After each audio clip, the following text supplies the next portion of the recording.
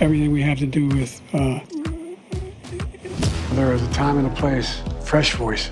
Let us always remember, when we fight, we win. Tonight, accept your nomination for President of the United States. They're eating the dogs. They're eating the cats. Salut, ici Valérie Baudouin. Nous y sommes enfin le jour J, le jour de l'élection américaine. À un certain point, j'ai douté qu'on puisse s'y rendre en un seul morceau. En fait, je ne sais pas si je suis dans un morceau ou plusieurs, mais bon, ça reste à voir. Après, j'ai trouvé que ça passait même trop vite. Lorsqu'on a atteint le cap des 7 jours avant l'élection, je pense que ça veut dire que je suis un peu une maniaque, une mordue de la politique américaine. Mais bon, comme l'épisode est diffusé alors que le vote se déroule toujours, on parlera pas de prédictions, on parlera pas des candidats et de leur plateforme, ni des derniers sondages, où je devrais préciser du trop grand nombre de sondages. On va plutôt parler de la sortie de vote, le nerf de la guerre. Des coulisses aussi. En fait, comment ça se déroule une fin de campagne pour des gens qui sont bénévoles ou encore ils travaillent souvent depuis des mois. Pour discuter de tout ça, j'aurai avec moi deux passionnés de politique américaine qui vivent ici au Québec, dans un des cas qui est la double citoyenneté canado-américaine, je vais dire ça ici, mais qui habitent au Québec. Je sais qu'ils suivent la campagne actuelle de près, même si ils ne s'impliquent plus les deux actuellement. Alors, Louis-Martin Leclerc, conseiller principal chez Tact, bonjour. Salut Valérie. Alors, tu as participé à la campagne d'Hillary Clinton en 2016, entre autres, et je pense que tu as voulu, tu t'es impliqué aussi en 2020. On va en parler dans un instant. Oui, j'ai fait 2016 sur le terrain. 2020, c'était une drôle de campagne parce que la COVID, on se rappelle. Oui. Mais oui, on j'ai essaie fait d'oublier ça par aussi. moment. Là, je pense que notre cerveau essaie d'oublier que ça s'est passé. Mais merci d'avoir accepté l'invitation d'être ici en studio. Rémi Franqueur, ancien stratège politique pour les démocrates, merci aussi d'être présent. C'est mon plaisir. D'avoir accepté l'invitation. Je vous connais un peu les deux par la bande, mais je veux que les gens qui nous écoutent apprennent un peu à vous connaître. Louis-Martin, je vais commencer par toi. Je ne vais pas tout de suite parler de ton parcours professionnel. Plus personnel, inquiète-toi pas, il n'y aura pas de questions indiscrètes, mais la passion des États-Unis, en fait, est-ce que ça vient de une famille du côté des États-Unis? Pourquoi est-ce que tu t'intéresses à la politique américaine? Oui, donc un important nombre de membres de ma famille vient des États-Unis, habite les États-Unis, travaille aux États-Unis. J'ai toujours eu cet intérêt-là pour la chose politique au Québec, au Canada, plus aux États-Unis dans les dernières années. Puis, je fais un pas de recul, mais en 2016, je me rappelle avoir lu un livre sur Mme Clinton, une biographie comme on en lit des dizaines par année, et d'avoir été profondément impressionné de ce qu'elle représentait, de son parcours, de sa résilience, de ce qu'était la politique pour une femme de sa trempe. Et je me suis dit, je vais essayer d'aller faire campagne avec elle. J'ai fait presque 9 mois de campagne avec elle dans différents États, dans le bus de tournée, dans le quartier général, dans les coulisses du Parti démocrate, donc le fameux DNC qu'on entend toujours parler. Oui. En 2020, c'était la pandémie. Mes premières campagnes de Joe Biden, j'ai fait ça aussi. Cette année, je suis un citoyen engagé qui écoute ça à travers la TV, qui écoute les analyses, qui lit les journaux, mais avec un peu une connaissance de ce qui se fait en arrière, dans le fond. Est-ce que tu parles à des membres de ta famille des fois ou vous évitez la politique avec ta famille aux États-Unis? Je sais que des fois, ça peut être touchy, dépendamment on est dans quelle famille politique. Oui, puis ce sont certains des Cubains, fait qu'on essaie d'éviter la discussion. Ah, oui. Mais explique rapidement pourquoi, pour les gens qui ne savent pas nécessairement pourquoi on dit les Cubains sont surtout républicains, sont plus conservateurs. Oui, particulièrement les Cubains de Miami. Ce sont un groupe qui vote plus à droite, qui est plus conservateur, qui a une crainte de tout ce qui est de communisme, de nationalisme. Et donc, quand Donald Trump répète depuis des mois, des années que les démocrates, ce sont des communistes, ça l'a fait du chemin dans la pensée politique de la communauté cubaine, notamment à Miami, qui est celle que je connais. Et donc, on évite de parler de la politique, mais j'ai encore des amis qui font ça tous les jours depuis des mois, des années. Et donc, on se parle. Oui, je comprends ça. Rémi, toi, tu es américain aussi. Tu viens du New Hampshire. Explique-moi ton parcours, parce que maintenant, tu habites au Québec. Qu'est-ce qui s'est passé dans les dernières années pour toi? Dans les dernières années. Ça fait presque 9 ans. J'arrive à 9 ans ce décembre que j'habite à Montréal, le Québec. Moi, je viens du New Hampshire, Manchester, plus précisément la plus grande ville du nord de Boston. J'adore Manchester. C'était plus beau à une époque. Mais, d'un quartier francophone. J'ai vu la fin les dernières années où les dépanneurs étaient francophones, avec les propriétaires, une classe populaire inspirée par Alphonse Desjardins, nos églises, les messes français. Et moi, je me fais piqué par, je vais dire, la bébite politique que j'étais dans notre 8e année, à peu près 14 ans. Et le prof avait vu ça. Je suis allé, il m'a dit qu'il y avait un débat le soir après entre les deux candidats pour le maire. C'était le maire sortant et le maire, l'ancien maire. Mhm. Puis moi, je savais pas de quel côté j'étais. C'était des élections non partisans. On Ça dit non existe partisans. aux États-Unis, je suis comme. Ben, c'est je suis vraiment surprise. symbolique. On dit c'est par non seulement, mais c'est vraiment les démocrates et les républicains qui Ok. présentent le Canada. Mais Tu me rassures un peu dans le Ouais. sens que sinon, je me disais, j'ai vraiment raté. Ouais. J'ai raté mes études. non, on sait de quel parti qui OK. Donc, moi, j'ai commencé du côté républicain. Intéressant. Puis, moi, c'était 1995. J'ai commencé de loin à droite avec Patrick Buchanan. OK. C'est drôle, j'étais avec des amis hier, puis je montrais mes livres dédicacés, puis j'ai un livre de Patrick Buchanan dédicacé, j'ai une photo avec lui. Puis je viens d'une famille non politisée, donc mon père disait « Comment tu fais rencontrer les gens qu'on voit à la télévision? » Puis au New Hampshire, on les choisit.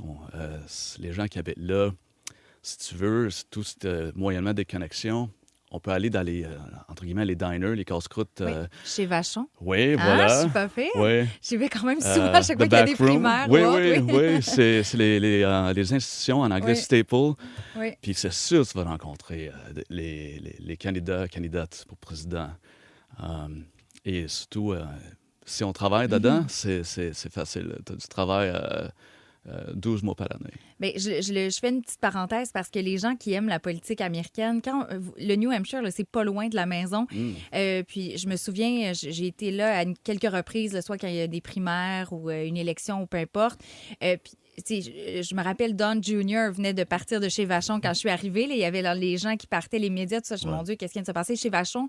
En fait, je pense que maintenant, c'est plus des propriétaires francophones. Là, ça a changé de même, mais Exact. tu peux manger de la poutine. Il y a des petites pancartes sur les murs sur le français, tout ça.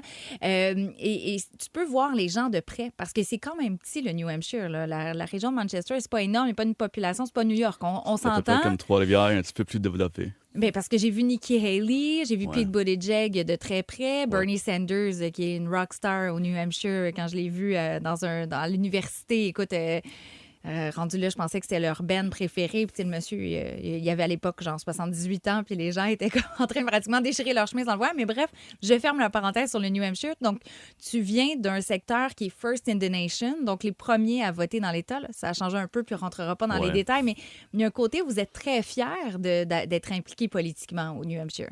Ah oui, tout le monde, on affiche nos pancartes, on va dire, sur nos gazons. Oui, la culture de la pancarte américaine. Ah oui, me ça n'existe pas fascine. vraiment ici. Même le jour J, on peut, en tout cas, juste pour mentionner ça, il va y avoir des gens avec ce qu'on appelle des totem poles, OK. avec 3 à 5 affiches dessus, sur des 2 par 4. OK. Ils donnent le temps à peu près 2 à 4 heures, des fois toute la journée, en accueillant les gens au bureau de vote. Mm-hmm. Mais oui, moi, j'ai eu mon bac en 2004 et j'étais déjà plutôt modéré républicain, mais éventuellement, j'ai... T'as changé, je pense. Ouais. OK, bien, c'est intéressant.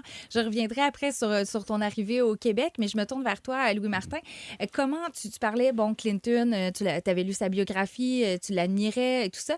Comment tu as réussi? Là, je veux pas minimiser, là, mais tu sais, un petit gars du Québec qui décide d'aller travailler avec Hillary Clinton dans une campagne nationale. Comment ça se passe? Explique-moi ça. Ouais, c'était un peu un coup de chance. J'aime dire que les étoiles étaient alignées à ce moment-là. J'étais allé à Miami un soir dans un bar, rencontre un gars qui dirigeait la campagne de Mme Clinton pour Miami. Donc, vraiment juste pour le comté de Miami-Dade. Là, on est en 2015? On est en 2015. Okay, on est en 2015. Je suis à l'université. J'ai 2016, ça fait presque 10 ans. Fait que je rencontre ce gars-là qui s'appelle Robert Julian. On se lie d'amitié. Quelques semaines après, j'ai dit, tu sais, je serais intéressé à aller voir qu'est-ce que vous faites à Miami, puis, tu sais, m'impliquer un peu, faire du porte-à-porte. Si je peux venir une semaine ou 2, je vais avoir été content de vivre l'expérience. Puis il me dit, ben viens, puis je vais te présenter à quelques personnes. Et fil en aiguille, j'ai rencontré des gens qui étaient, tu sais, on pourrait décrire des vieux de la vieille de la politique américaine. J'ai rencontré le directeur de la campagne de Mme Clinton pour l'État de la Floride, qui est aujourd'hui comme un père. J'ai rencontré le chef de cabinet de Bill Clinton à la Maison-Blanche, qui était le conseiller principal de Mme Clinton, qui s'appelle Craig Smith, qui a fait de la politique. Il a fait tous les campagnes des démocrates depuis des années. Et donc, ces gens-là m'ont un peu pris sur leur aile, le Québécois qui arrive, qui connaît pas beaucoup ça, mais qui veut apprendre, qui veut s'impliquer. Et au fil du temps, j'ai rencontré des élus. Alors, à l'époque, la présidente du Parti démocrate, c'était Debbie Wasserman-Schultz, qui était aussi une des grandes voix du Parti démocrate en Floride, une grande voix du Parti démocrate national. On s'est liés d'amitié.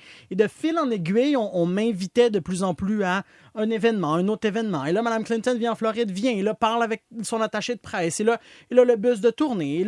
Et de fil en aiguille, au bout de quelques mois, j'ai fait ça. Puis j'ai suivi pendant plusieurs années. On m'invitait presque systématiquement à aller voir qu'est-ce qui se faisait au DNC à Washington, au DNC à Chicago, au DNC en Californie.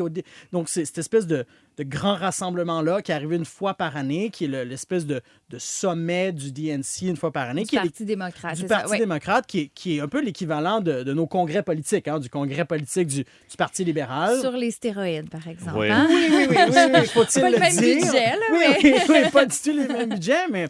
Et la convention, donc je me suis lié d'amitié avec des gens qui m'ont amené dans ces trucs-là, qui m'ont permis d'avoir des amitiés qui perdurent encore aujourd'hui, mais aussi une connaissance de c'est quoi cette joute politique-là quand les caméras sont fermées, dans les congrès politiques, dans les rencontres de stratégie, mais aussi dans les garages de gens qui accueillent des phone banks, par exemple, donc des appels téléphoniques pour rejoindre les voteurs. Fait que j'ai fait ça pendant cette année-là, puis c'est encore une expérience que j'ai adorée. 2020, c'était ça aussi. C'était une partie de la même gang qui se reformait. La pandémie est arrivée. Oui, pour reprendre l'expression, c'est une campagne plus de sous-sol. God, c'était une campagne de sous-sol. Puis je me rappelle... On est d'accord. Ouais, puis tu sais, on pourrait en reparler, mais je me rappelle les événements du Parti démocrate étaient soudainement sur Zoom. Là, on se connectait. Puis là, Joe Biden faisait des activités en virtuel avec des vedettes, mais c'était sur Zoom. Puis c'était un peu malaisant parce qu'on connaissait pas trop ça à ce moment-là, mais c'était aussi une façon de faire de la politique qui encore aujourd'hui est restée. Il y a encore des prémices de ça qu'on utilise encore aujourd'hui. Il y a encore des bonnes choses. Il y a des bonnes choses qui sont sorties de la pandémie. Là. On peut beaucoup plus se débrouiller à distance. Avant, c'était toujours des réunions en personne. Ouais. J'ai l'impression qu'on peut trouver quand même du positif pour cette époque-là. Rémi, je reviens à toi parce que, on vient de parler campagne plus 2016 pour l'implication de Louis Martin. Toi, c'était avant ça. Tu disais que tu étais un républicain modéré au début. Comment t'es venu Non, même pas. J'étais plutôt dans les rangs conservateurs. Ah oui, mais après, oui, c'est vrai, à l'université, tu étais rendu un républicain modéré. Bon, OK, c'est correct. T'étais un gars de droite, c'est ça, au début? Oui? Ça, on dirait que un grand cheminement. Je te connais un peu, puis j'ai de la misère à le croire, mais t'es la deuxième personne que je connais qui fait le grand cheminement comme ça. Là. J'ai une amie américaine qui vient de la Floride, puis qui a déménagé à New York par la suite. Et on s'obstinait parce que je l'ai rencontrée, moi, à Washington quand j'habitais là en 2009, puis Obama venait d'être élu.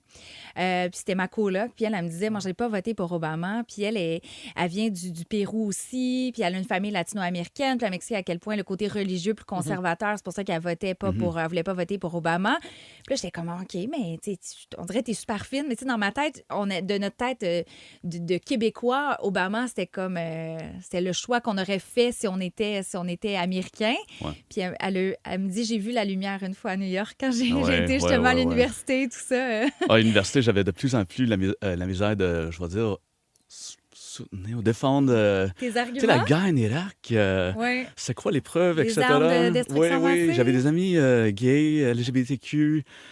Puis là, tout ça, j'ai grandi dans un milieu, on vient pas d'une famille aisée.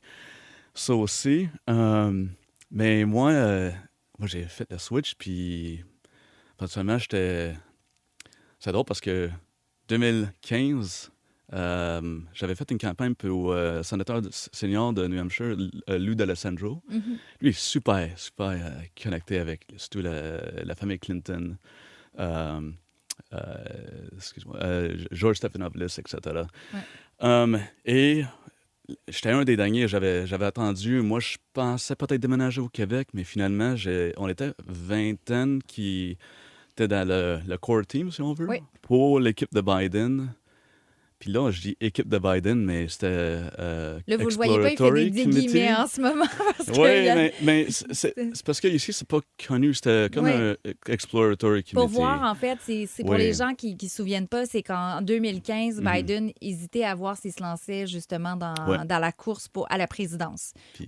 Il y avait Finalement, une bonne énergie pour cet été. Il avait attendu trop longtemps, donc Ouais. ses options étaient un petit peu limitées. Mhm. Mais on était quelques-uns. J'avais peut-être mangé 2-3 fois un brunch déjeuner au Red Arrow, Manchester, Ah oui, je connais ça avec aussi. M. Biden. Puis Wow. là, il était vice-président. 2007, je l'avais rencontré quand il était sénateur, de Take the Train Joe, vraiment oui. quand il était connu. Uncle Joe Ouais, from c'est ça. Scranton. Oui. Donc, éventuellement, j'étais comme de l'aile gauche de le Parti Oui, démocrate. bien, je vois ça quand même. Le Red Arrow, c'est un autre. Je suis allée ça aussi, mais je suis allée quand c'était organisé par, mon Dieu, j'ai un blanc de mémoire là, de la télévision d'extrême droite américaine. Le Newsmax, Fox oui, News. c'est pas OK. Newsmax, On c'est peut les One, nommer. One American. One American. Ouf, OK.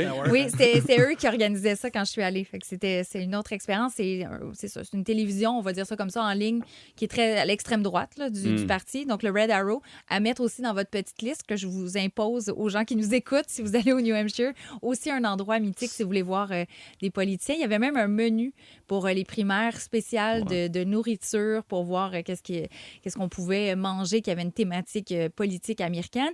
Et tu t'es impliqué à quel niveau? Parce que tu dis stratège politique. Qu'est-ce que ça veut dire exactement? Ça a été à tous les niveaux. Municipal à Manchester. Niveau New Hampshire, il n'y a pas de lieutenant governor. Le OK. deuxième, on va le dire, Oui. au gouverneur. Et sénateur, sénatrice, j'avais fait du bénévolat et dans les campagnes de coordination aussi pour les campagnes présidentielles. 2000 d'une université, mais après, évidemment, c'était des postes payés. Puis en étant dans la campagne que jamais, on va dire, décollé Oui. de Biden en 2015. Il aurait pu se présenter. Oui, mais contre Biden, excuse-moi, contre Bernie puis Hillary. Oui. Tu penses C'est qu'il y ça. aurait eu des chances s'il avait commencé la campagne plus tôt? Si c'était rendu comme le nominé en bon franglais démocrate, je pense qu'il y aurait eu des bonnes chances à gagner Oui. contre Ah. Trump. Je m'en vais de l'autre côté. On Ouais, est comme dans ouais, un ouais. débat. Parle-moi de la campagne justement de Clinton, la fameuse campagne 2015-2016. Tu réagissais au fait, bon, peut-être Biden aurait eu des meilleures chances. Comment ça se passait de l'intérieur? Parce que c'était une campagne comme on n'avait jamais vu. Ouais, on n'avait jamais vu ça. Moi, j'avais jamais vu ça, mais on s'entend tous, je pense, avec un peu de recul pour dire qu'on n'avait jamais vu ça. Puis encore aujourd'hui, je pense qu'on le réalise de plus en plus que cette campagne-là était un extraordinaire clash de générations à l'intérieur même de la campagne. J'ai fait cette campagne-là avec une plus vieille garde qui était le staff qu'amenait Bill Clinton. Du staff qui avait fait la Maison-Blanche, qui avait fait des campagnes, qui en avait perdu, qui en avait gagné. Et je me rappelle toujours, Craig disait, faire la politique, c'est 50% un art, 50% de la science. Et ce groupe-là disait toujours, on a une campagne qui est roulée 100% par de la science. On est roulé par des sondages. On fait des projections de sondages, puis on envoie Mme Clinton basées sur des projections de sondages et non pas sur une question de feeling, ce qui objectivement a fait ce que Bill Clinton est devenu comme politicien, d'être capable d'arriver dans une pièce puis de saisir rapidement le pouls des gens. Mme Clinton n'avait pas ça, mais la campagne n'avait pas ça. Puis il y a des dizaines de livres après ça qui ont été écrits sur cette espèce de clash-là de génération, De faire une campagne traditionnelle et pas peut-être s'adapter à la réalité de 2015-2016. Exactement, puis c'était une campagne qui était très lourde, où il y avait énormément de staff qui gardait Mme Clinton. Puis après ça, bon, il y avait des facteurs externes. On se rappellera le fameux James Comey du FBI, les courriels. Bon, bref, il y a eu une panoplie de rebondissements, mais c'était une campagne qui était vraiment divisée au niveau de la stratégie. J'entends Rémi parler de Joe Biden en 2016. Obama ne voulait pas ça. Barack Obama avait mis ses chips derrière Mme Clinton, non? Éventuellement. Ouais. Après qu'il a décidé de ne pas se présenter. OK, c'est intéressant ça. Mais Lui, il avait pris il a fait son annonce dans le Rose Garden à la Maison-Blanche Oui. octobre. Mais est-ce qu'il n'y a pas aussi le fait que le parti se disait on est dû aussi pour avoir une femme? Tu sais, je pense qu'il y Oui, avait ça oui, aussi, oui, oui. le fait Oui. de dire OK, c'est beau, Joe Biden, toi aussi, Mhm. t'as déjà, il avait tenté quoi en 88, il a abandonné rapidement pour un scandale de plagiat, entre autres. Ouais. Après ça, t'es pas sûr d'y aller parce qu'on comprend son fils est décédé Exact. pas longtemps Ouais. avant, donc il vivait sa tragédie. Ouais. Mais je me mets à la place de Barack Obama et je pense pas que je suis capable de me mettre vraiment à sa place, mais on comprend que là, on a eu le premier président noir. Là, on se dit, est-ce que c'est le temps justement d'avoir le retour de balancier, d'avoir la première femme présidente, surtout que Clinton était contre Obama en 2008 dans la campagne à l'investiture démocrate. Et il y a bien des démocrates qui étaient déchirés entre les deux. Je ne sais pas si tu faisais partie de ces gens-là à l'époque, je ne sais plus tu étais où à cet âge-là, dans quel spectre politique. Ah, là, c'est mais- quand j'avais fait le switch. OK. Alors, est-ce que tu étais plus Obama ou Clinton ou une autre personne dans la campagne démocrate? J'étais plus Clinton, mais éventuellement, je me suis rangé. Du côté de Barack Obama? Ouais. Ouais. Fait qu'il y avait peut-être un peu de ça, Louis Martin, Ouais, le c'est- côté... tu sais, Joe Biden a fait toute sa carrière en politique, puis Clinton, je pense que Hillary Clinton attendait son tour depuis un bon moment, là. Puis c'est une politicienne qui était studieuse, qui était organisée, qui est extrêmement sérieuse dans sa démarche. On arrivait avec un Joe Biden qui est un petit peu plus à la Bill Clinton, hein, à part certaines des gaffes, parce que Bill Clinton est un gars qui est un petit peu plus studieux sur ses messages. Mais encore là, on a l'espèce de sens de faire de la politique comme peu de gens ont. Joe Biden a encore ça. Je l'ai vu dans certains rassemblements en Floride. Il a encore ça malgré son âge. C'est plus difficile. Ah oui, il est il plus est âgé. meilleur que J.D. Vance pour commander des beignes dans un café. Ouais, ce genre d'exemple-là, Joe Biden a encore ça, cette Oui. capacité-là de rentrer dans une salle puis de saisir le pouls. Puis pourtant, je me rappelle en 2016, je me rappelle, on est dans un événement, tu sais, on parle beaucoup de lieux historiques à Manchester, mais en Floride, on a ce qu'on appelle le Versailles, tu sais, à Oui. Miami, qui est C'est cette le café, espèce... c'est le café cubain. Cubain, c'est oui, ça, ok. exactement, qui est cette espèce d'immense J'aime ça. institution-là. C'est deux États que je connais. J'ai l'air bien avoir beaucoup de connaissances sur les restaurants et autres. Fait que, et je me rappelle, on était allé, c'est aussi un passage obligé Ouais. pour qui veut se présenter comme président des États-Unis, d'aller dans ce café cubain-là à Miami. Et je me rappelle, Mme Clinton, on est là, il y a plein de gens, et elle voit une femme dans la foule, puis elle lui dit, en anglais, mais elle lui dit, on s'est vu il y a quelques semaines dans un autre événement dans le même État, tu m'as parlé de ta fille qui avait le cancer, comment va-t-elle? Ouais. Ça se fait très en privé pour Mme Clinton, c'est moins naturel. Elle a cette capacité de connecter là avec les gens, mais moins de manière haute en couleur que ce qu'ont des gens comme Bill Clinton ou Joe Biden, par exemple. Est-ce que Ouais. tu es d'accord, Rémi, Ah, avec ça? complètement. Biden, ici même, on peut nommer Mulroney. Il y a des Jean gens, Charest, Godin, oui, c'est des gens terre à terre. Mais Biden, tu sais, il tirait c'est la classe ouvrière. Qu'est-ce que Mme Clinton, elle n'avait pas? C'était les gens Non. qui se sentaient délaissés par le Parti démocrate. Ben c'est ça, c'est une des raisons de la défaite en 2016, parce qu'elle ne connectait pas avec des gens qui se sentaient oubliés. Puis c'est ironique, Donald Trump avait ce côté-là de connecter, même Ouais. s'il est né avec la cuillère dorée dans la bouche. Là. Rémi, Ouais, t'es ouais, d'accord avec ça? Complètement. Et comment on l'explique? Je pense que ça rentre dans la personnalité, l'empathie, d'être capable de connecter avec les gens, dans les casse-croûtes, diners, aller dans les ventes de garage des églises. Biden, il avait le langage. Il l'a toujours quand on va dire quand il a une bonne journée. Oui. Mais c'est ça. Ouais. On peut pas enlever ça c'est dans l'ADN des gens. Oui, ben c'est comme Ron DeSantis en Floride. Il l'avait pas, ça. Tu sais, Non. c'était très... Ça me rendait très mal à l'aise. Les gens, Ron DeSantis, gouverneur de la Floride, on le voyait comme le successeur à Donald Trump à une certaine période. Puis après ça, quand on le voyait en campagne, il y avait de la difficulté à serrer des mains puis à faire ce qu'on appelle du small talk. Hein. C'est ça un peu que tu sais, Bill Clinton, Joe Biden sont capables de faire du small talk. Tu as une bière à la main, quelqu'un s'en vient, tu peux lui parler. Tu vas pas juste dire « Hey, ça va bien. » Puis là, il n'y a rien, il y a pas de naturel. Ça compte en campagne, même si c'est dans le micro et pas le macro. Ça compte, ce côté-là, d'être people, de faire du small talk? Ben absolument. Puis, tu sais, je donne un exemple, mais les Clinton viennent à peu près tous les étés, notamment dans la région de Knowlton, jouer au golf, notamment au club de golf de Knowlton. Puis, j'étais là tout récemment, puis quelqu'un me disait, il est là sur le terrain de golf et on dirait qu'il connaît tout le monde depuis les 50 dernières années. Cette capacité-là de rapidement connecter avec les gens, ce n'est pas tous les politiciens et politiciennes qui ont ça. Ça a été un atout inestimable pour Joe Biden, sa capacité de ressentir les émotions. Mme Clinton, en 2016, c'était plus difficile. C'était pas quelque chose qui venait à elle naturellement. À certaines mesures, je pense que Mme Harris non plus, c'est pas nécessairement l'une de ses grandes forces que de rapidement connecter avec les gens, puis de partager des émotions, puis d'être capable d'avoir une empathie qui est presque hors norme dans le cas de Joe Biden, que tu as côtoyé. Oui, je pense, comme tu as dit, c'est vraiment Harris, c'est l'image du néolibéralisme, j'ai vraiment la vie à dire ça en français. Mais... Néolibéralisme. Oui, merci. Je vais faire ta traduction. Oui, Hillary aussi, même si Bill Clinton venait, on va dire, d'un parcours impressionnant de Rhodes Scholar, parcours académique, époustouflant même. Oui. Mais il venait d'un milieu modeste, Oui. une famille monoparentale, puis vraiment, il dépendait de l'aide du gouvernement grandissant. C'était toute une histoire, puis il n'était pas gêné de la raconter. Il disait, OK, je sens votre douleur, Parce que je l'ai vécu aussi. Oui, exactement. Puis, OK, je sais qu'est-ce que c'est vivre chèque à chèque, mois par mois. Puis ça, c'est pas tout le monde qui peut...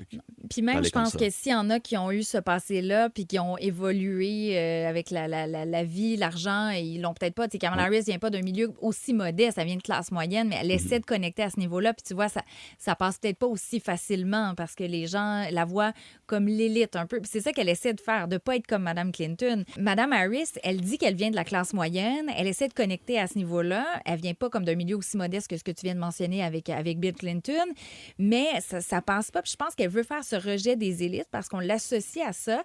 Je disais, tu sais, par rapport à Mme Clinton, elle dit, je viens pas de Washington. Tu sais, c'est souvent ça son argument, de dire, je viens pas de Washington, je viens, j'ai été procureur, tout ça. Et là, je suis en train de faire ce que je voulais pas qu'on fasse, de parler de la campagne actuelle, mais c'est plus fort que moi parce que là, on vient de parler de Kamala Harris. Mais bref, je ferme ma propre parenthèse parce que je veux vous ramener à peut-être un traumatisme en 2016. Je veux savoir la soirée où Donald Trump a gagné. 1, vous étiez où? Et 2, comment vous avez vécu ça? Rémi, je commence avec toi. J'étais au parti, le party avec le cher André Durand. C'était le consulat américain. Peut-être que vous étiez là aussi, je sais pas. Non, moi, j'étais pas là. J'étais avec les démocrates à New York. Javits couvrir Center, ça là-bas. Oui, exactement. En fait, c'était ma première fois d'être en onde au Québec. Là, je commentais c'est quel État qu'on doit surveiller, etc. Puis là, je disais, OK, les Caroline, le Wisconsin. Puis là, je regardais là, puis je pointais derrière moi en disant, c'est un des États clés. Puis là, j'ai dit, écoute, je dis n'importe quoi, on va voir 2 à 3 États tomber. Puis, moi, je ne vais pas continuer. C'est du jamais vu en termes de faire le switch, l'autre partie. Parce que tu t'attendais aussi à la victoire. Est-ce que tu t'attendais à une victoire de Clinton? Oui, je chantais pas, comme on l'avait dit, c'était pas un mouvement politique comme Obama puis Trump, Reagan, etc. Mais traditionnellement, puis les sondages, en tout cas, on va pas parler de ça, on l'avait dit, mais... C'est correct, c'est les sondages d'avant, c'est pas ceux actuels. C'était serré. Ils mesuraient ça de manière traditionnelle. Oui, puis je pense que aussi avec Trump, qui était une bébite politique qu'on n'avait jamais vue, on se disait scandale après scandale. Là, c'est sûr qu'il va pas passer auprès de l'électorat, ça fonctionnera pas. Et toi, je te remets dans peut-être un PTSD de 2016, mais parle-moi de ta soirée. Fait que moi, j'étais au quartier général de la Floride. Et dans les jours avant, puis rappelons-nous, là, c'était une campagne qui était beaucoup basée sur des sondages. C'était une équipe de campagne qui... Tu disais traditionnel. Qui regarde des chiffres puis qui fait des prédictions. On n'est pas dans... Tu sais, il y avait certains États où les gens disaient « Mme Clinton devrait aller. Non, on n'a pas besoin d'aller là parce que les sondages nous amènent ailleurs. » Et donc, cette journée-là, on arrivait à cette journée-là en même pensant que la Floride, on aurait pu la gagner. Le matin, je me rappelle, les gens disaient on va gagner ce soir, mais en plus, peut-être qu'on va gagner la Floride. Et fait la journée, un peu comme Rémi, là, je donne plusieurs entrevues un peu partout. Je me rappelle, il pleuvait, fait que j'étais parti à m'amener avec mon poncho, faire du porte-à-porte, puis faire un bunch of things. Puis le soir, vers, je sais pas, je me souviens pas exactement à quelle heure, mais on arrive dans ce party-là qui était au quartier général de la campagne de Mme Clinton en Floride. Et très rapidement, on a su que ça faisait pas. C'était plus un party. Ça a été très, très, très, très, très, très rapide. Je me rappelle, j'ai parlé avec un avec Patrice Roy, pour ne pas le nommer. J'étais tout jeune, dans le quartier général. Puis tout de suite après, je suis retourné, puis les faces étaient plus du tout les mêmes que 20 minutes avant. Ça a été très rapide de voir que on a un problème. Tu sais. Et puis le lendemain, la surprise était totale de dire, 1, les sondages n'étaient pas bons, 2, visiblement, la stratégie, ça ne marchait pas, puis 3, qu'est-ce qu'allait être une présidence de Donald Trump? Oui, moi j'ai été au Jarvis Center à New York et j'avais une amie, celle qui était une ancienne républicaine devenue démocrate, qui avait eu des billets pour se rendre sur place. Donc, je suis allée avec elle, puis là, je commençais, moi, comme journaliste, comme analyste, fait que j'avais fait quelques petits directs de là-bas. Il y avait comme une excitation, tu sais, les gens, puis c'était des gens de la communauté LGBTQ+, les femmes qui avaient des chandails, première femme qui va briser le plafond de verre. Il y avait des gens de tous les horizons. Et là, j'étais autour de ces gens-là dans la salle parce qu'il y a, mettons, la salle principale où il y a l'espèce de podium où la personne va faire soit son discours de défaite ou de victoire. Puis il y a une salle à part où tu as des télés, puis c'est vraiment comme une espèce de grand hall. Et là, je voyais les têtes se baisser. Il y a des gens qui décidaient de s'asseoir. Puis là, de plus en plus. Les gens étaient debout. Puis là, c'est vraiment l'image qui va toujours me rester en tête. À la fin, tout le monde était sur le sol en indien à regarder la télé. Puis j'ai encore des images. Il y en a qui ont des drapeaux, il y en a qui ont plein de choses. Puis là, ils les déposent par terre. Il y a des gens en larmes. C'était, j'en parle, j'ai encore le frisson juste d'avoir vécu ça avec des gens qui... Moi, je veux dire, je ne suis pas américaine. J'étais là comme observatrice, comme analyste. Et j'étais là parce que je me disais que c'est là que la victoire va se jouer. Je vais être sur place quand Hillary Clinton va gagner. Finalement, c'est pas ça qui est arrivé, mais en tout cas, on verra. Là, on est la journée même de l'élection lorsqu'il est diffusé, fait qu'on ne parlera pas de comment nos prédictions pour comment on va vivre notre soirée. On ne le sait pas. Je veux revenir sur la sortie de vote. Si vous êtes capable de m'expliquer, c'est quoi le rôle? Parce que je reviens de faire du terrain, là, entre autres Michigan, Pennsylvanie, Wisconsin, où les démocrates avouaient eux-mêmes harceler carrément les gens. Ils disaient, on va arrêter bientôt de vous harceler. J'ai fait une activité de porte-à-porte avec des démocrates dans la banlieue de Pittsburgh. Donc, j'ai vécu l'expérience pour la première fois. Pourquoi c'est aussi intense? Je pense qu'on n'a pas cette culture-là aussi intense. Oui, il y en a qui font du porte-à-porte, là, mais c'est pas pareil. Qu'est-ce qu'ils veulent dire par harcèlement, Louis Martin? Je veux dire, je vais donner 2 exemples. Mais par exemple, les courriels là, puis les textos quand on s'inscrit aux listes électorales, on en reçoit des centaines par jour. Oui. Puis même pas américains, on les reçoit. Là, c'est absolument fou. Puis dans les derniers jours, on voit... Bon, on a vu hier le discours il y a quelques jours le discours de Mme Clinton, de Mme Harris, dans lequel elle faisait son cas, là, donc présentait. On est dans les derniers jours vraiment dans une dynamique de faut whipper les troupes. Là. Oui. On fait des gros shows, on amène des gros noms. Faut avoir un extraordinaire momentum sur la scène nationale. Ce momentum-là doit se traduire dans le quartier à Miami, dans le quartier à Manchester, que les gens sentent l'urgence d'aller voter. Puis aller voter aux États-Unis, puis Rémi, tu le sais plus que moi, mais dans certains coins du pays, c'est difficile d'aller voter. Les bureaux de vote sont parfois... Les lignes sont très longues. Des fois, en Floride, moi, je me rappelle, il fait très chaud. Il faut mobiliser les gens pour qu'ils restent en ligne dans leur bureau de vote pour attendre d'aller... New Hampshire, il fait très froid. New Hampshire fait très froid. Floride, ça, cette année, fait très chaud. C'est un autre enjeu, s'il pleut ou autre. Il faut avoir tellement mis les hypes hautes que les gens vont rester là, que les gens vont sortir, vont se lever le matin et aller dire « Je suis tellement excité par ce qui s'en vient. Je suis tellement excité parce que j'ai vu. On m'a tellement rappelé souvent l'importance d'aller voter que je vais faire le sacrifice de mon temps et je vais aller voter. » Puis tout dans les derniers jours jusqu'à aujourd'hui, c'est ça, c'est de mettre les hypes tellement hautes que les gens vont faire le sacrifice de leur temps et aller voter. Est-ce que c'est pas, Rémi, est-ce que c'est pas si on pousse trop? Est-ce que c'est pas les gens vont être découragés, n'auront pas le goût de voter? Si tu te fais trop déranger, c'est comme moi, je veux dire, j'aime pas ça le samedi matin quand quelqu'un vient cogner à la maison pour me vendre quelque chose, par exemple.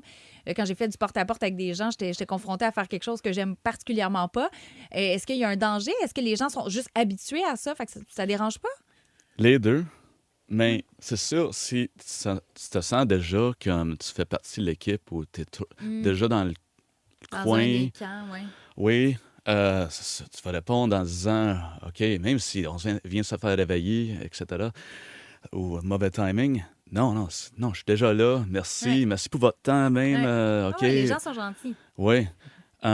Mais ça, c'est un travail plus efficace. Et depuis 2007, c'est fait par des logiciels, en utilisant des logiciels de base de données. Ici, au Canada, au Québec, on a ça juste depuis 2014-2015, juste pour mettre les choses en perspective. Les bases de données, my God, la première campagne qui a utilisé ça, c'était la campagne de chefferie de PKP. Après ça, c'était Trudeau, 2015. Nous, on avait ça depuis 2007-2008. C'est le long game. C'est vraiment le récolte des données, identifier les gens, puis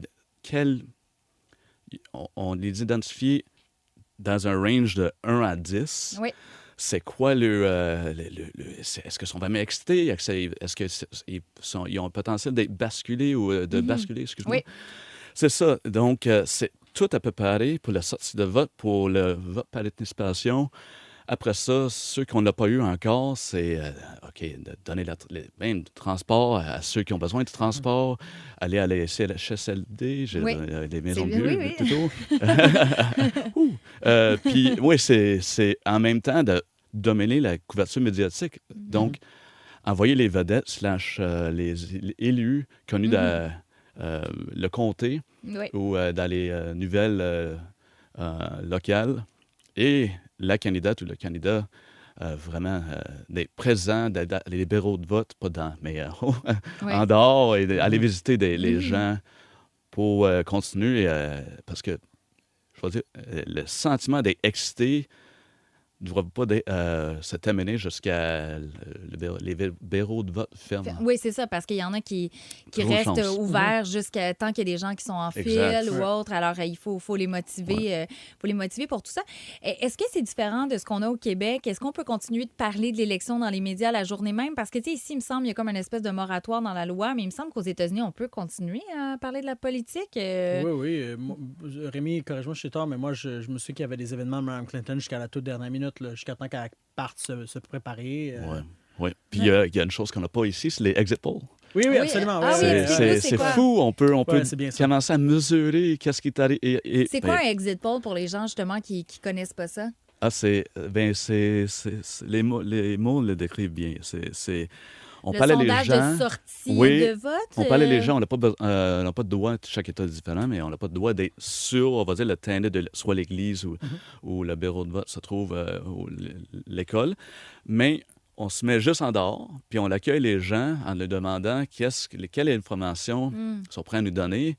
Il y a une liste de questions, pour qui vous avez voté, pourquoi. C'est quoi l'enjeu? Oui. Tout ça, Oui, puis quand vous avez décidé. Puis, qu'est-ce qui est fou, c'est tellement, je vais dire, efficace en termes de récolte de data, de données. Ça, c'est déjà des données qu'on va utiliser dans le prochain cycle d'élection dans 2 ans. J'adore parce que tu es vraiment le franco-américain. Le franglais, ça te définit parfaitement. J'adore ça. Donc, tu dis, on se prépare déjà en se disant, là, on a ces données-là de sortie. Et on peut les utiliser pour le prochain cycle électoral. Excuse-moi, je t'ai interrompu. Non, c'est toute une bête de machine qu'on ne voit pas vraiment au Canada et au Québec autant. Est-ce qu'on n'a pas ça ici, mais c'est vrai que c'est utile, par exemple, de voir ça. Pourquoi s'impliquer? Pourquoi est-ce que les gens choisissent de s'impliquer? C'est quoi les motivations? Parce que vous avez 2 partis politiques, c'est très polarisé. Je me mets à la place d'un Américain, c'est du négatif, c'est très lourd. La famille, des fois, tu n'es justement pas d'accord. Pourquoi les gens s'impliquent? C'est parce que tu viens d'une famille qui est exemple démocrate depuis toujours, puis là, tu veux continuer ça? Ça peut être plein de raisons, mais par exemple, tes amis américains, pourquoi ils s'impliquent? C'est quoi les enjeux qui les motivent à s'impliquer en politique dans un parti ou un autre? Ça vient de plusieurs raisons. Puis, tu sais, je vais prendre le nom d'un ami que tu connais, David Hogg, qui a vécu la tragédie de Parkland en 2000. Une fusillade le jour de la Saint-Valentin, je pense, en 2014. Exactement, en 2014, my God. Et qui vient d'une famille. Attends, je vais le googler en même temps, continuer de parler au 2018, je suis sûre. Qui vient d'une famille originalement très républicaine, qui aurait probablement été, puis il le dit assez ouvertement, un jeune militant républicain, venait d'une famille... 2018. Vient d'une famille plus républicaine, est arrivé cette tragédie-là, a été changé par ça, puis s'implique majoritairement pour le contrôle des armes à feu. Et à travers ça, différentes tactiques, lève de l'argent, fait élire des candidats qui vont supporter cet enjeu-là dans différentes législatures. Mais fait, ça dépend, je pense, de l'expérience. Moi, je connais des gens... L'expérience de vie? Oui, l'expérience de vie. Moi, je connais des gens, par exemple, qui ont eu à subir des avortements compliqués, difficiles, douloureux, et qui aujourd'hui se disent... l'état de l'avortement aux États-Unis, c'est d'une catastrophe sans nom. Je m'implique pour ça. Fait que je pense qu'il y a un peu de ta propre histoire, de tes propres mœurs qui t'amènent à t'impliquer de faire de la politique, un peu comme ici au Québec, au Canada. Les gens qui s'impliquent ici, au Québec, au Canada ou partout à travers le monde, ça vient d'un désir de changer quelque chose parce que tu as vécu quelque chose ou tu as vu des situations puis tu as envie de changer les choses. Je vais rebondir sur ce que tu viens de dire. Pourquoi de bord le taux de participation est aussi bas? Ouf, ça, c'est, je peux te dire, depuis comment longtemps ça existe. Mais même, qu'est-ce qui est ironique, c'est au Canada, c'est comme entre les deux, entre le Québec, puis, parce que c'est plus haut la plupart du temps au Québec. Mais, oui, c'est fou. Mais je pense que ça a été un peu plus élevé. 2016, on a vu les line-up qui ont duré jusqu'à... 2020 aussi, on a battu des records. Oui, les si je deux, me trompe les deux pas. élections. Ouais. Mais... C'est parce que justement, c'est trop peut-être complexe de voter ou les gens, tu sais, j'ai l'impression qu'ils délaissent beaucoup les médias traditionnels, sont peut-être découragés de les guerres internes, pas de guerres internes, mais je dirais même externes, là, mais tu sais, je trouve que on est quand même choyé, autant que elle est moins, disons, comment dire... C'est moins un feuilleton au Québec, c'est plus plate, là, puis au Canada en général. Tu sais, aux États-Unis, c'est très plein de rebondissements. Mais c'est pas pareil. Là, tu sais, aux États-Unis, tu peux pas. Il n'y a rien qui accote ça. Là. En tout cas, moi, dans mon niveau de scandale et de révélation choc et de rebondissement, il n'y a rien qui accote ça. Mais je sais pas. Je me mets à la place d'un Américain. Tu peux être motivé justement par des enjeux avortement, armes à feu ou autre, mais il y en a d'autres qui doivent dire hey, j'ai l'impression que ça ne changera rien au bout de la ligne. Ben, dans la société américaine, c'est vraiment différent. Ici, on a un petit peu de, je vais dire, ADN de Europe. Les taux de participation là-bas, c'est une autre histoire. Oui. Puis là, on généralise, évidemment, c'est pas un pays. Mais ben oui, les gens, je trouve, même la profondeur, les détails de discussion qu'on trouve dans les gens dans des cafés ici, c'est bien plus profond que si on va à les diners aux États-Unis. Les fameux diners. Oui. Puis je pense, on peut se parler des enjeux, puis des gens, peut-être sans changer un petit peu avec le climat au fédéral surtout, au Canada, mais je pense les discussions sont bien plus profondes, puis les gens sont un peu plus éduqués ici, puis je pense que ça aide le taux de participation. Louis Martin, qu'est-ce que tu en penses, toi? Mais je suis assez d'accord, mais je pense que les gens ne se sentent plus nécessairement captés ou connectés à la politique. C'est devenu des campagnes extrêmement chères. Je veux dire, on a vu récemment Mme Harris, 1 milliard. Moi, j'ai participé à des événements avec Mme Clinton en 2016. J'ai vu jusqu'à 1 million de donations pour rentrer dans un événement pour serrer des mains. Tu sais, les ça gens me choque toujours. Ouais, les gens... Alors, je pense que si tu es quelqu'un d'une banlieue ou peu importe, aux États-Unis, qui vit de chèque de paie en chèque de paie, qui voit ça, tu te sens peut-être un peu loin de cette joute politique-là. Puis, aux États-Unis, on n'en a pas parlé, mais il y a aussi le fait que l'un des grands enjeux, c'est que les bulletins de vote sont immensément longs. Les gens ont la fâcheuse tendance, en Floride, à voter pour le choix de président et à ne pas voter pour le reste du bulletin de vote. Et donc, là, il y a sénateur, il y a congresswoman, il y a chef de police, il y a des amendements aussi.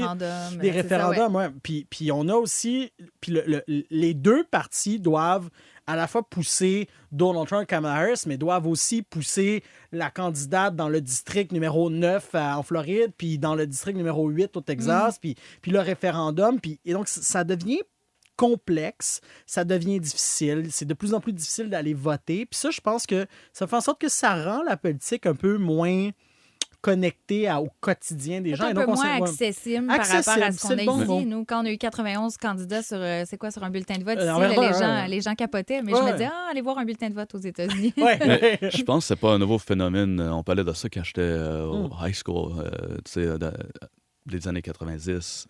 Mais durant les années Bush, durant les années Clinton, Bill Clinton, c'est rien. Ça, c'est rien de nouveau en termes de l'électorat, le taux de participation aux États-Unis. On va espérer qu'aujourd'hui... Oui, c'est notre devoir, comme on dit Alors, aux tu États. as voté déjà, Rémi. Vendredi. Est-ce que tu l'as fait sur place au New Hampshire ou tu le fais d'ici? Parce que je sais que tu peux le faire quand tu es rendu outre-mer. Là. Je ne sais pas comment Ouais. l'appeler ça, là, mais Ouais. est-ce que tu le fais sur place ou tu le fais d'ici, toi, quand tu Je l'ai votes? fait d'ici. Tu le fais d'ici? Oui, puis je fais confiance à ça aussi. Oui, c'est un très bon mot de la fin, ça. Ouais, Alors, ouais. j'ai hâte de voir le résultat de l'élection d'aujourd'hui. Est-ce qu'on aura une réponse au moment où vous allez écouter ce balado ou c'est dans plusieurs jours? Est-ce qu'il y aura des contestations? Il y a beaucoup, beaucoup de points d'interrogation. Louis-Martin, je te remercie. Rémi aussi, merci pour votre participation, votre générosité dans les discussions. C'était vraiment très, très intéressant. C'est déjà l'avant-dernier épisode de cette saison. Il en restera un.